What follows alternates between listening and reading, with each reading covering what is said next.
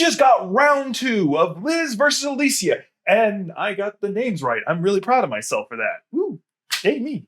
It's the glasses. They help. Welcome back, this is Jack. All right, so the Cliff Note version is, there was a tea party that had the game. And normally, originally in the game, it was supposed to be him testing the Saint. It was referred to as the Saint's test, and how well you did on the test, you got the true ending or not. But because of how Alicia has been affecting the game, it became a test for her. She called it her Villainess test. And the king brought up the answer she gave when she was writing on the chalkboard, or her answer what was going to happen to another country, about how it was going to have an economic collapse and how their country should respond accordingly. And he's like, you predicted it. You said 3 years ago that this would happen. She's like, well, of course, because you can see this, this, and this happening. And called out Liz for not being able to do that when she does her own predictions. And then the king asks, well, what should we do? And Alicia lets Liz go first. Liz says, we should just help them. And she tore into her, like, that's not going to do any good. Here's the reasons why. And okay, well, what's your answer? What should you do? They should become a vassal state. She's like, no. Well, they won't get any better unless they have inner growth. Us just giving them stuff won't fix anything. She works her to the answer of eventually like growing crop. I think it was a form of potato. But anyway, it actually showed her doing a job of not just being straight antagonistic towards Liz, but actually helping push her towards a correct answer.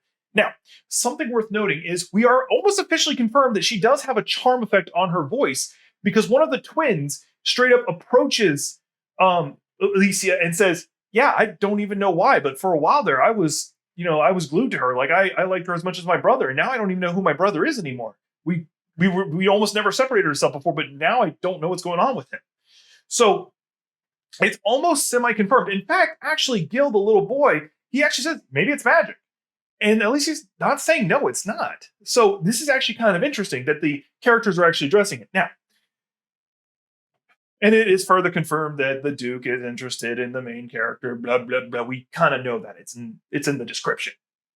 Now, I am going to not lie. I am not particularly happy with how this one ended. It ended on an annoying cliffhanger. Like, it has to end on a cliffhanger, obviously. They're building up to something, and I just don't like cliffhangers. I usually like waiting for my animes to finish. Anyway, not important. She gets captured. She's like in her own world, thinking of like the differences between what the game was like versus what's going on now. And then Gil's like, run! And she's like, what? And then gets knocked unconscious. Now, with all of her training and like swordsmanship, you'd imagine she'd had a little bit better instincts for it, but whatever, we're going to ignore that detail. And she wakes up all tied up. Now, prediction on what's going to happen with that?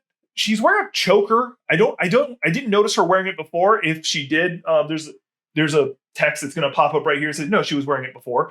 And she's wearing a choker after she's captured. So I'm going to guess that's going to like suppress her magic or something like that. Like, aha, you're known for being high level of magic. You can't do anything. Yeah, she's also incredibly skilled swordsman. You're screwed. Or swordswoman.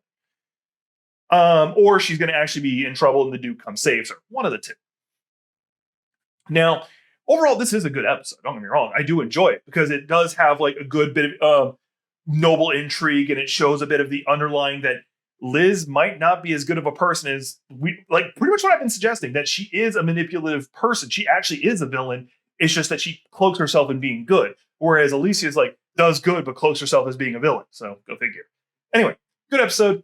We'll see what happens next week. Hopefully it doesn't take a break, because a lot of my other animes did.